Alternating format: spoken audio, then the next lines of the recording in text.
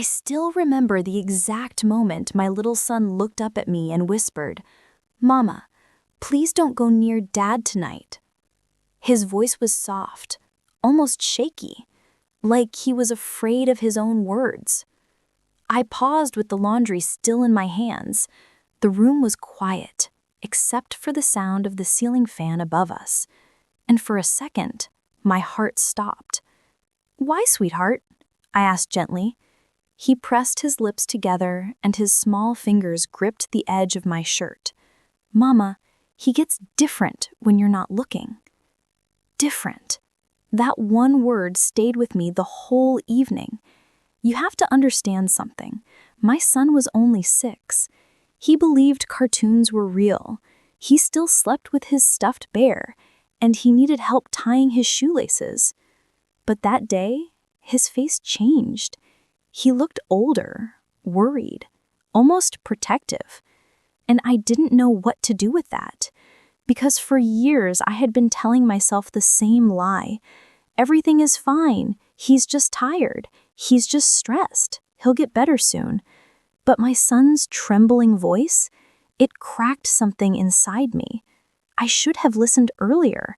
I should have paid attention to the small signs. I should have listened to the quiet warnings my own heart had whispered for years.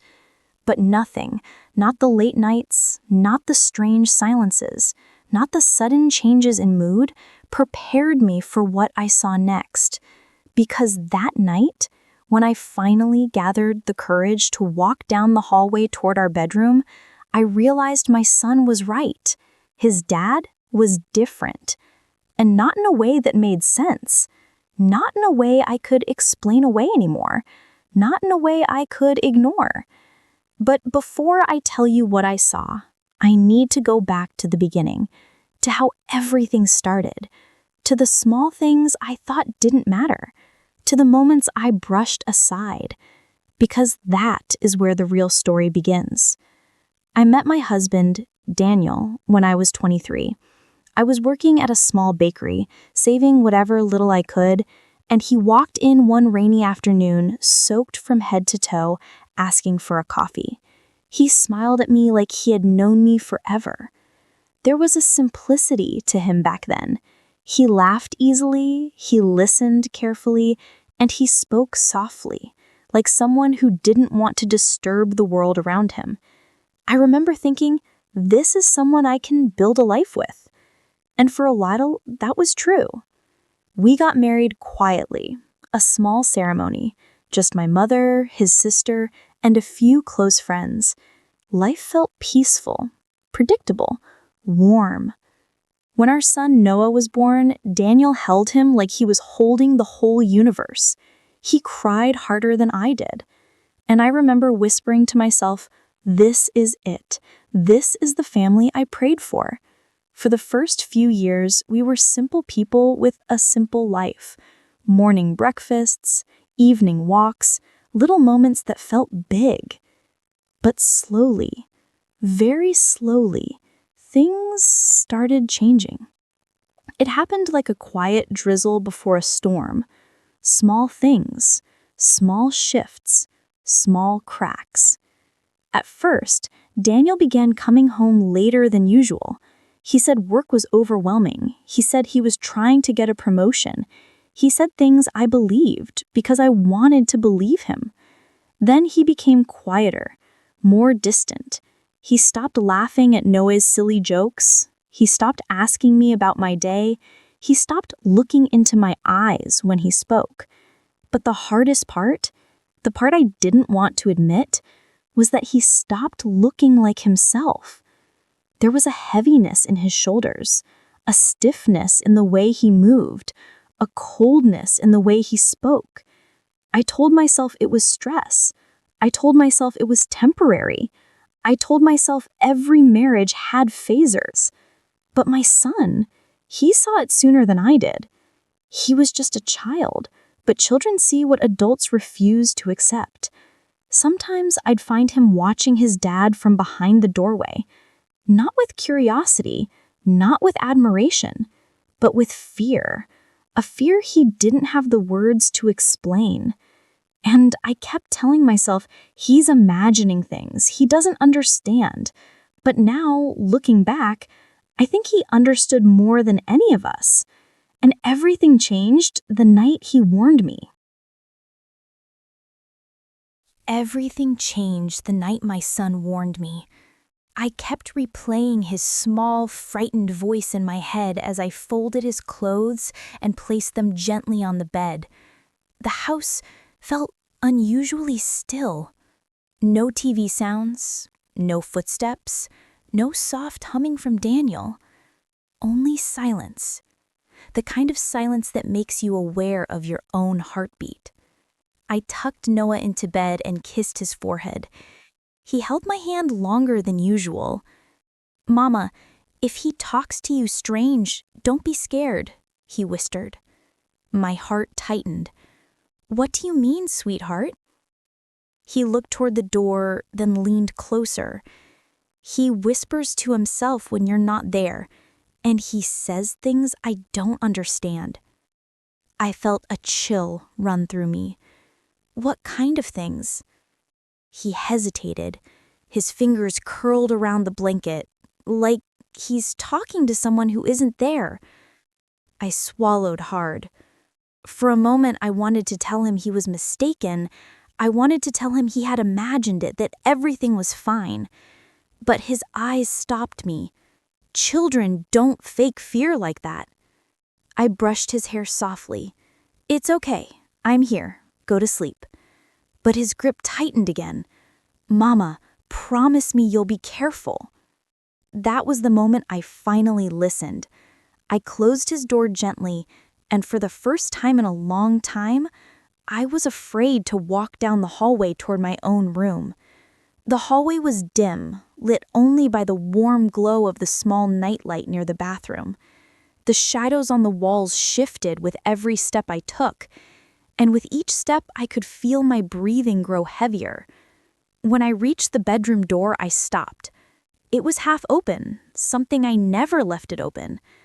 Inside, I could hear something faint.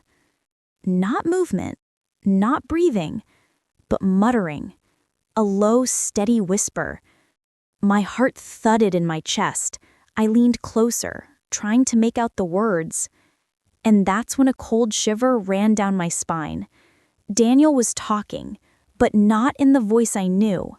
His voice sounded strained, lower, almost like he was forcing the words through clenched teeth. I gently pushed the door open a little more. The room was dark except for the soft glow of the lamp on his bedside table. Daniel was sitting at the edge of the bed, hunched forward, elbows on his knees, hands clasped tightly together. His head was bowed, and he was whispering to someone in front of him. But no one was there. I took a small step inside. "Daniel?" I said softly. He didn't hear me, or maybe he ignored me. His voice continued, low and sharp. "No, not now. I told you. She doesn't know. She can't know." My breath caught in my throat. My mind raced. Was he on the phone? Was he talking in his sleep? Was he having some kind of breakdown? None of it made sense. I cleared my throat softly. "Daniel, who are you talking to?" His head snapped up, and I froze. His eyes looked different. They weren't wide with surprise. They weren't curious or confused. They were empty, almost like he didn't recognize me for a moment. Then slowly, very slowly, he blinked and his expression softened back into something more familiar. "Oh, it's you," he said, his voice suddenly calm, almost too calm. "I didn't hear you come in." Something about the way he spoke made my stomach twist. I stepped closer. "Are you okay? You were saying something." He rubbed his forehead, eyes dropping to the floor. "I'm fine, just talking to myself. I'm under a lot of stress." His tone was smooth, too smooth, like a line he had practiced. I sat down on the other side of the bed, keeping my distance. "Noah heard you too," I said gently. "He's worried." Daniel lifted his head, his jaw tightened. Noah should stay out of things that don't concern him. It didn't sound like him. Not at all. I felt a thin tremor crawl up my spine. "What doesn't concern him, Daniel?" I asked quietly. He didn't answer. His eyes drifted away, toward the window, toward nothing. And then he whispered, barely audible, he wasn't supposed to hear. My breath hitched. "What do you mean?" He blinked as if waking from a trance. I said he shouldn't worry. That's all. But those weren't the words he said, and we both knew it. For the rest of the night, he didn't look at me. Not once. Not even when he climbed into bed beside me. The silence between us felt like a wall. Cold, unnatural. I lay awake for hours, staring at the ceiling, listening to every shift in his breathing. And every time he moved, my body tensed. The man lying beside me was the same man I had married, but something inside him was not the same. Something had changed, something I didn't know how to name. But this was only the beginning, because the next night, things got worse, much worse. And what I saw then is something I will never forget. The next night began like any other, but the feeling in the house was different. Heavier, as if the walls themselves were holding their breath. Noah stayed close to me the whole evening. Whenever Daniel walked into a room, Noah would quietly step behind me, his small hand gripping my shirt. He didn't say anything, but his silence was louder than words. Daniel barely spoke all day. He moved around the house without a sound, like he was floating instead of walking. His eyes looked distant, unfocused, as if he was listening to something I couldn't hear. By the time night came, I felt an ache growing inside me, a dull, quiet worry that pressed against my chest. When I tucked Noah into bed, he whispered again, "Mama, don't go to the room until he sleeps, please." I brushed his hair and tried to smile. "Everything will be okay, sweetheart." But he shook his head gently. His voice trembled. "No, Mama, he's not okay." Those words followed me out of his room. The hallway felt colder than usual. The nightlight flickered once, then steadied. And then I heard it again. A voice. Low, sharp, almost like a hiss. It was coming from our bedroom. A chill ran through me. My hands trembled, but I forced myself to walk toward the door. When I reached it, I stopped. The whispering was louder tonight, not soft like the night before, more urgent, more agitated. I pushed the door open slowly. Daniel wasn't alone in the room. He was alone physically, yes, but the way he sat, the way he leaned forward, the way he nodded repeatedly, it looked like he was responding to someone standing right in front of him, someone invisible. His voice was clearer now. "I told you I'm trying. She's watching me. She notices everything." My pulse thud in my ears. He paused, as if listening. "Yes, I know. But Noah..." He suddenly stopped. His whole body stiffened. His hands curled into fists. Then he whispered, "No, you cannot tell me what to do with him." A cold, trembling fear crawled up my spine. Was he arguing with someone? Something? Or was he lost in a place his mind couldn't climb back from? I stepped inside the room. "Daniel, look at me." He froze. He didn't lift his head. He didn't respond. He didn't even breathe for a moment. Just stillness. Then, slowly, he turned his face toward me. His eyes were wide, too wide, and for 1 second, one terrifying second, I saw no recognition in them. No warmth, no memory, no Daniel. Just emptiness. Then, like a switch flipping, his expression softened. "Oh, you're awake." I swallowed hard. "I heard you talking again." He stared at me quietly. "Sometimes," he said, slowly, "it's easier to talk to myself than to talk to you." The words struck me like a slap. But the tone, it wasn't angry. It wasn't cold. It was hollow. I took a step closer. "Daniel, who were you talking to?" He didn't blink. "You wouldn't understand." "Help me understand," I whispered. He looked down at his hands. His shoulders rose and fell with a shaky breath. He muttered, "There are things you don't see, things you don't hear, but they talk to me. They tell me things. They warn me. They guide me." My lips parted. A quiet fear tightened around my ribs. "Daniel, there is no one here." His jaw clenched. "That's what you think." His voice cracked. "They're always here, watching, talking, telling me what to do." My breath hitched. "Daniel, you need help. Please talk to me." He lifted his head slowly. His eyes were glassy, unfocused, almost shaking. He whispered, "I don't need help. I need them to stop." "Who?" I whispered. Suddenly, he slammed his fist onto the bedside table. I flinched. "Them!" he shouted, not loud, but sharp, like a breath of panic that escaped before he could stop it. He looked frightened, lost, as if he was trapped inside his own mind. Then he whispered, barely audible, "They won't leave me alone." I stepped toward him instinctively.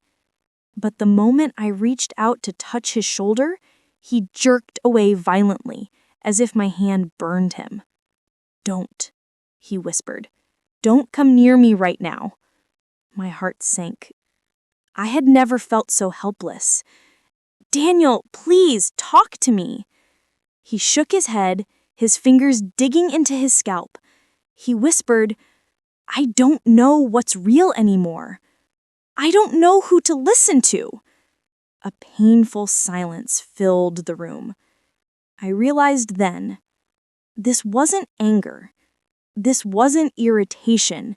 This wasn't him pushing us away on purpose. This was fear. Deep, consuming fear. He was fighting something inside his own mind, something he didn't understand, something he was losing control over. And the worst part, the part that broke me, was that he knew it. His voice cracked again. "I'm scared of myself," he whispered. "I don't know what I'll do next." My breath caught. This man, the man I married, the man who once held our son with trembling love, was unraveling right in front of me, and I didn't know how to pull him back. But I did know one thing. What he was going through was no longer just affecting him. It was affecting Noah. It was affecting our home. It was affecting our safety. And the turning point came the next morning, when Noah told me something that changed everything. Something that forced me to finally see what I had been refusing to see.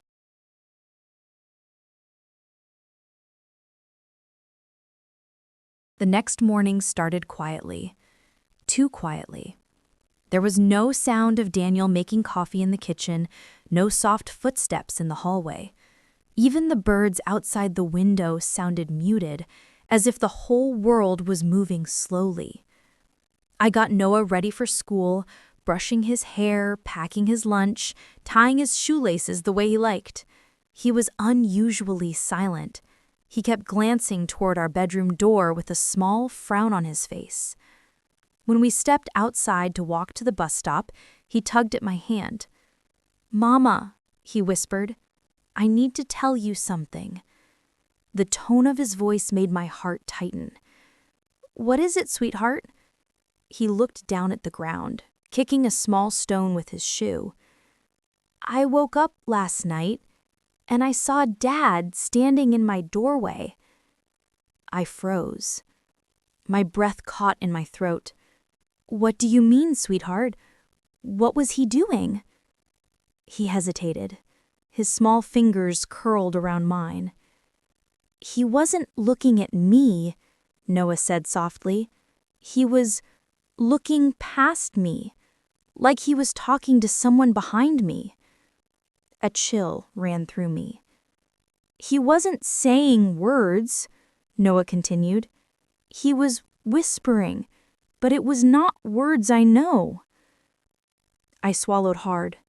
My hands trembled slightly, but I tried to stay calm for him. "What did you do?" I asked, gently brushing his cheek.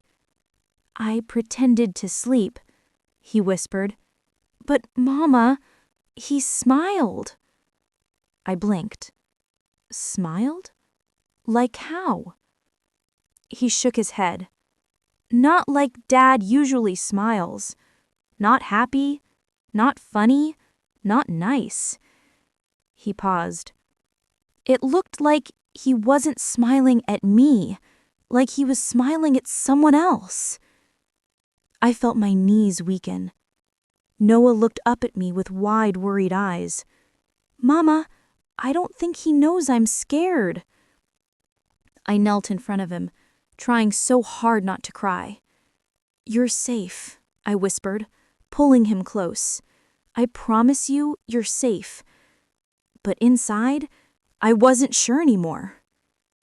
The moment he got on the school bus, waving through the window with a tired little smile, I felt something inside me change. This wasn't just about Daniel's whispers. This wasn't just about stress or exhaustion or something he could shake off. Something was happening to him. Something deeper. Something darker. Something that was starting to touch our son. And I couldn't ignore it anymore. When I returned home, the house felt heavy with silence. I walked toward the bedroom slowly, my hands trembling. The door was slightly open. Daniel was sitting on the edge of the bed, staring at the floor. He didn't look up when I entered. "Daniel," I said softly, "we need to talk." He didn't respond. No movement. "Daniel, Noah said he saw you in his room last night." Still no reaction. No movement. I took a small step closer. "Why were you standing there?" His shoulders tensed. After a long moment, he spoke, quiet, trembling. "I wanted to make sure he was safe." My chest tightened. "Safe from what?" I asked, gently. He finally lifted his head, and the expression on his face was one I had never seen before. Fear. Not of me. Not of Noah. Fear of himself. "I don't trust my mind anymore," he whispered. "I don't know what I'm doing when I'm half awake. I don't know what's real and what's not. Sometimes I think I'm talking to you, but I'm not. Sometimes I think I'm alone, but I'm not. I can't tell what's happening inside my head." His voice cracked. "I don't want to hurt either of you." Silently, I sat beside him slowly. "You're not alone," I said softly. "We're here. You're still Daniel. You can still come back from this, but you need help." He shook his head quickly. "No. No doctors, no hospitals. I don't want anyone to think I'm dangerous." But you're scared of yourself, I whispered. He closed his eyes. Yes. The air in the room felt heavy. Then, with a trembling voice, he said something that made my heart break in a way that I wasn't ready for.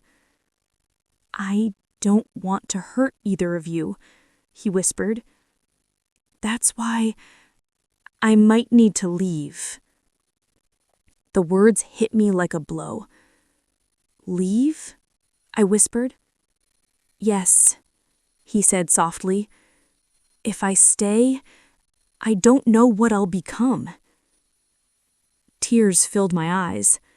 I reached out and gently placed my hand over his. You're still here, I whispered. You're still fighting, and I will fight with you. He didn't pull away this time. For the first time in weeks, I felt Daniel soften. His breathing steadied, his shoulders relaxed, his eyes looked clearer. I don't deserve you, he whispered. You're my family. We face things together. But deep inside, a quiet fear remained. Because love alone wasn't enough to bring him back from whatever he was battling inside his mind. And the next decision I had to make was one that would change all of our lives. After Daniel told me he might need to leave, the air in the room felt different, quieter, like even the house understood the weight of his words. I sat beside him, my hands folded on my lap, trying to steady my breathing. I didn't want to panic. I didn't want to pressure him. I didn't want him to feel cornered. But I also couldn't pretend everything was normal anymore. Daniel, I whispered, leaving is not the answer. You're not a danger to us. But you are struggling, and that's okay. We just need to take the right steps. He stared at the floor for a long time. I don't want Noah to see me like this, he said quietly. I don't want him to grow up afraid of me. I swallowed hard. He's not afraid of you, I said gently. He's afraid of what he doesn't understand.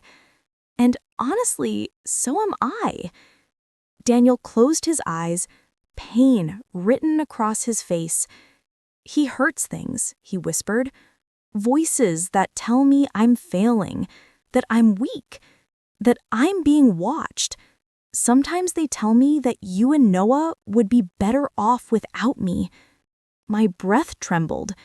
Those voices are lying, I whispered firmly. He nodded slowly, but I could see he didn't fully believe it. For a moment, neither of us said anything. The silence wrapped around us like a heavy blanket. Finally, I took a deep breath.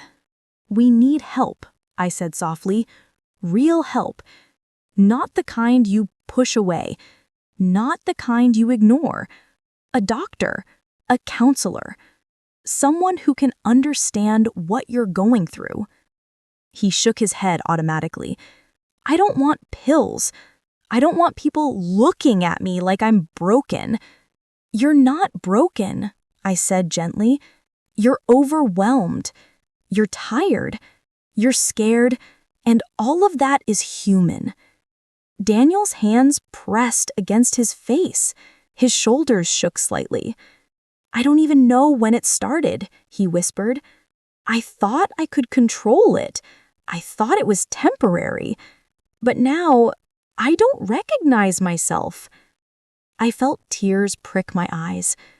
You don't have to fight this alone anymore. For a moment, he didn't move. Then he whispered, What if I hurt you without meaning to? You won't, I said softly, placing my hand on his arm. Because we're going to get help before it gets worse. He finally looked up at me, and for the first time in a long time, I saw Daniel, not the fear, not the confusion, not the shadows in his mind. Just my husband, the man who once held our son with shaking joy, the man who promised to protect our little family, the man who used to laugh with me under the streetlights. But behind that moment of clarity, I could still see the exhaustion, the struggle, the heaviness pulling at him. He whispered, "I don't want to lose you." "You won't," I replied gently, "but you might lose yourself if you don't let us help." He nodded slowly, a silent agreement, a small step towards something better. Later that afternoon, after Noah came home from school, Daniel sat with him on the couch. They didn't speak much, but Daniel held his hand and Noah leaned against him quietly. It was a simple moment, a fragile one, but it was real. The next day, I made the call. A therapist who specialized in anxiety, depression, and stress-related disorders. Someone who understood the weight of quiet battles. Daniel didn't argue. He didn't resist. He just sat beside me, breathing slowly, listening to the calm voice on the other end of the phone. After I hung up, he whispered, "Thank you for not giving up on me." I squeezed his hand gently. "We're a family," I said softly. "We don't give up." And for the first time in what felt like forever, I felt hope. Not a loud, bright hope, but a small, steady one. The kind you hold carefully in your hands. The kind that keeps you going even when life feels heavy. But healing is never a straight path, and the next few days would test us more than I expected.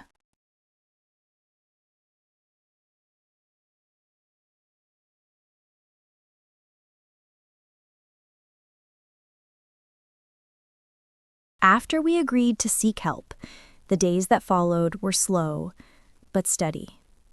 Daniel started seeing a therapist, someone who listened without judgment, someone who guided him back to himself. He still had difficult days, and no one noticed, of course, but slowly the tension in our home began to ease. We started small routines again, breakfast together, even if it was quiet, holding hands in the hallway, laughing softly at small jokes Noah made. One evening, as we sat on the couch together, Daniel whispered, "I feel lighter, like I'm starting to remember who I was."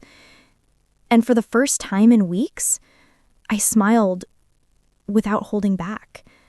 Not because everything was perfect, but because we were still together. Because hope had returned in its quiet, gentle way. Noah leaned against Daniel that night, and I realized something simple but powerful. Even after fear, even after pain, even after darkness, love can guide you back. It's not fast, it's not perfect, but it is steady. I thought about that night when Noah had whispered his warning, how my son, small and innocent, had seen more than I could admit. And I realized sometimes children notice the truth before adults do. And that truth, painful, frightening, human, can teach you what matters most. I closed my eyes that night, listening to Daniel and Noah breathing softly beside me, and I finally understood. We survived the storm, and now, together, we could fly again, calmly, slowly, and with hearts wide open. The lesson I carried with me from it all was quiet, simple. Pay attention to the whispers of love, protect those you care for, and never wait too long to ask for help. Fade out. Story ends.